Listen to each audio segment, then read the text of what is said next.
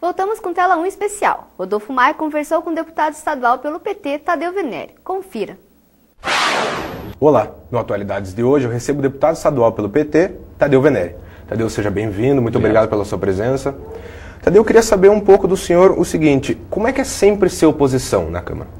Olha, eu fui oposição durante 8 anos na Câmara de Vereadores, 95 até 2002, quando fui eleito deputado estadual.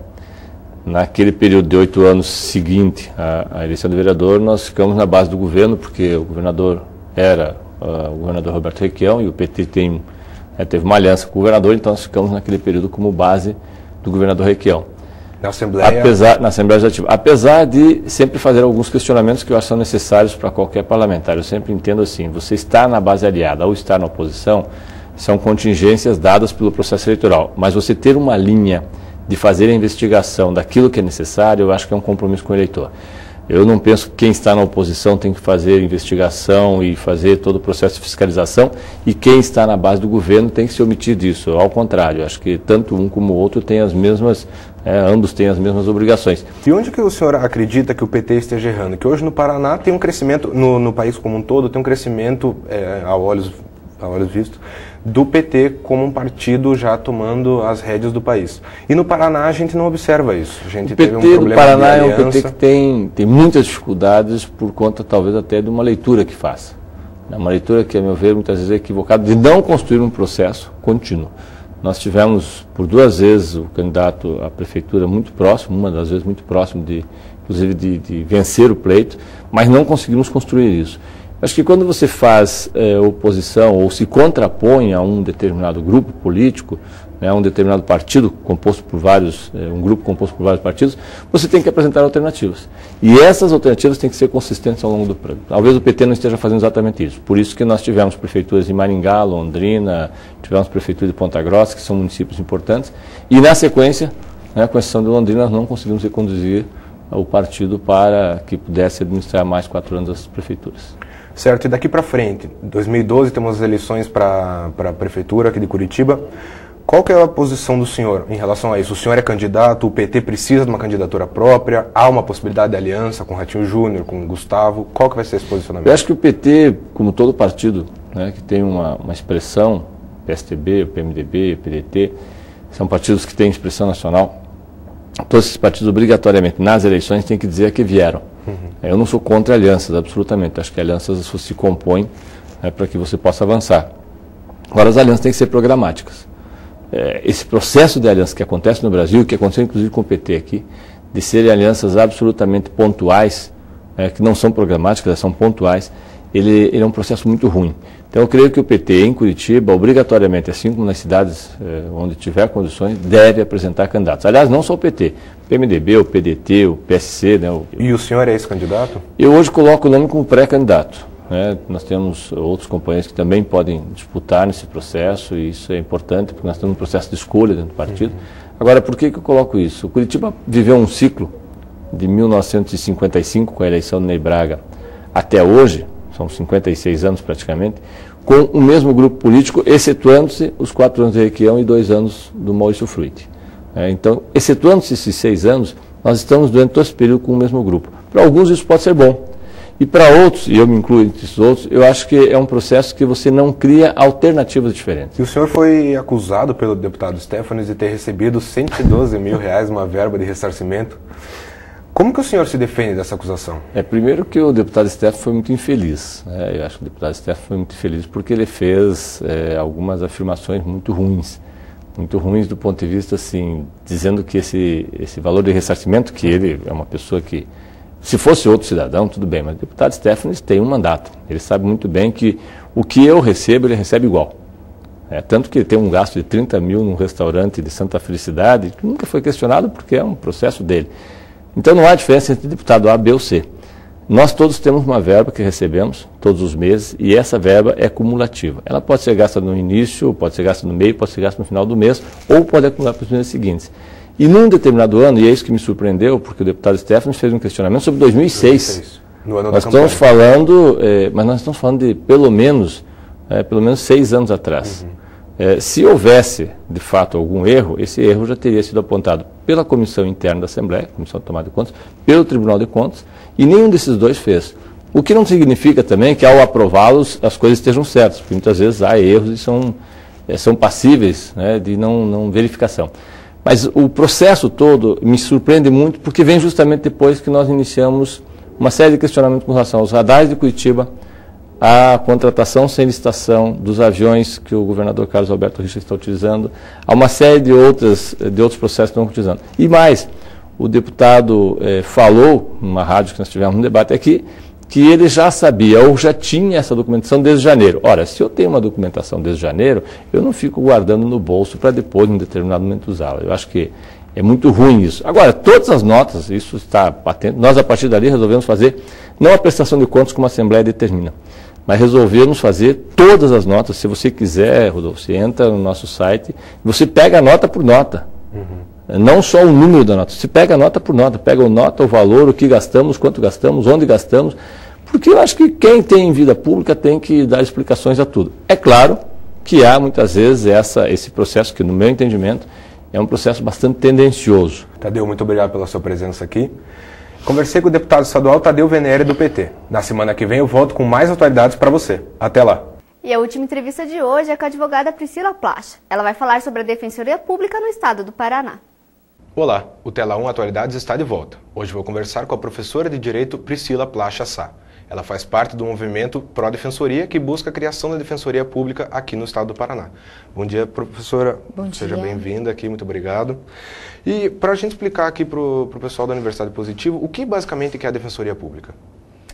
A Defensoria Pública é uma instituição destinada a prestar assessoria jurídica gratuita para a população economicamente carente e para grupos que tenham demandas sociais e que precisam de um atendimento não necessariamente só junto ao Poder Judiciário, mas que a Defensoria Pública possa prestar um auxílio em relação a uma lei nova que está surgindo, como por exemplo foi a época da Lei Maria da Penha, ou Estatuto do Idoso, a grupos organizados como a questão dos homossexuais, a tratativa do nome social, a questão homoafetiva. Então ela tenta prestar assessoria para evitar, inclusive, uma demanda judicial. Então, uma das propostas, talvez maiores, de uma defensoria pública é que ela consiga, além do esclarecimento jurídico, prestar uma assessoria que possa viabilizar uma conciliação, uma mediação e, caso não seja possível, daí então ingressar com as medidas judiciais ou contestar eventuais medidas judiciais propostas em face dessas pessoas. E por que o Paraná é um dos poucos estados que não tem esse órgão? O movimento Pró-Defensoria já fez muitas vezes essa pergunta e, considerando que a iniciativa da proposição legislativa é do governador do estado do Paraná, a única resposta que o movimento encontrou, Rodolfo, é de que nestes 22 anos não houve vontade política. Parece que a iniciativa do governador Orlando Pessutti no ano passado e agora do governador Beto Richa, com a retirada do projeto e a proposição de um novo, no nosso entender, bastante melhorado em relação àquele anterior, demonstra que é a vontade política que precisa fazer acontecer as coisas. E agora que nós entramos nesse assunto da política, o que falta para a aprovação desse projeto, para a criação da Defensoria Pública? O projeto, então, agora tramita na Assembleia, ele tem que receber o parecer de algumas comissões obrigatórias, depois ele vai a plenário para ser votado, né, no regime de votação estabelecido, tanto pela Constituição do Estado do Paraná, quanto pelo regimento da Assembleia. Na mensagem que o governador Beto Richa encaminhou à Assembleia, na semana passada, quando ele foi protocolado, ele solicita que seja dada urgência ou prioridade.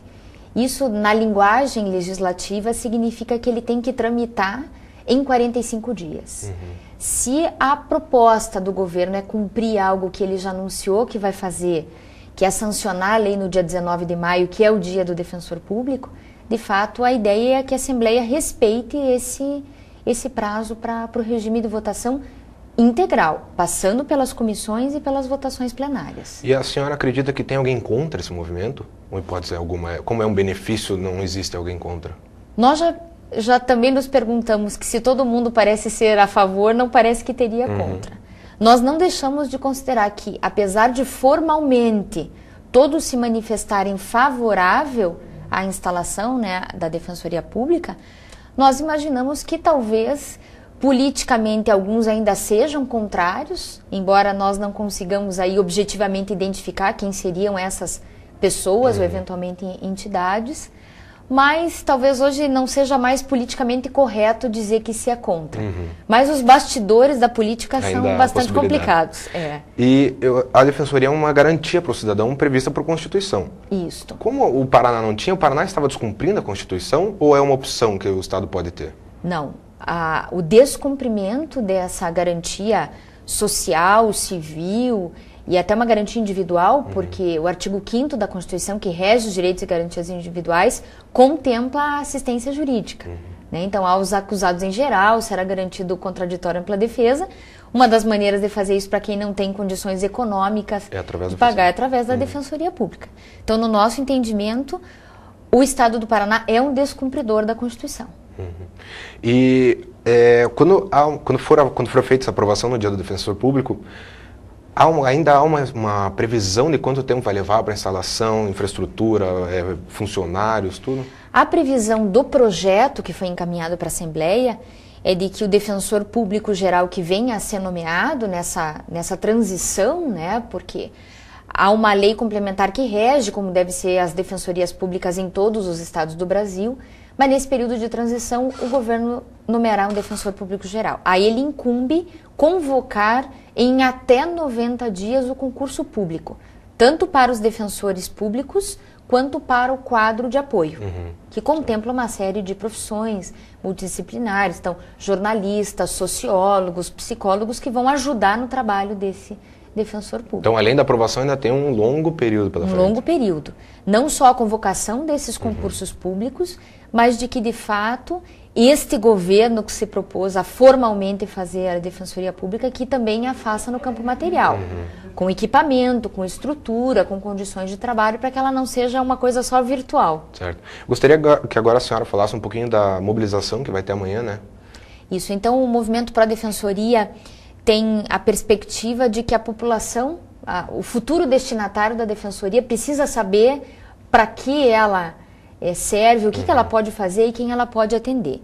Então, nós do movimento organizamos uma mobilização que amanhã vai acontecer em 9 pontos, onde se concentram pessoas como possíveis, né, assistidos da Defensoria Pública.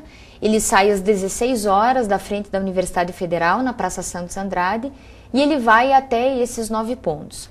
Nós estimamos aí que no total tenhamos umas 150 pessoas, 130 pessoas do movimento, né, que vão a esses 9 pontos, que são Praça Tiradentes, Praça Rui Barbosa, Terminal do Guadalupe, a Estação Central, Praça Eufrásio Correia, Terminal do Boqueirão. Então nós temos lá um panfleto bastante objetivo para essa população tentar apreender a ideia de que a Defensoria Pública é para ela. Certo. Priscila, obrigado pela sua presença aqui. Muito obrigada pelo convite. Conversei com Priscila Placha Sá, do Movimento Pró Defensoria. Na semana que vem eu volto com mais atualidades para você. Até lá!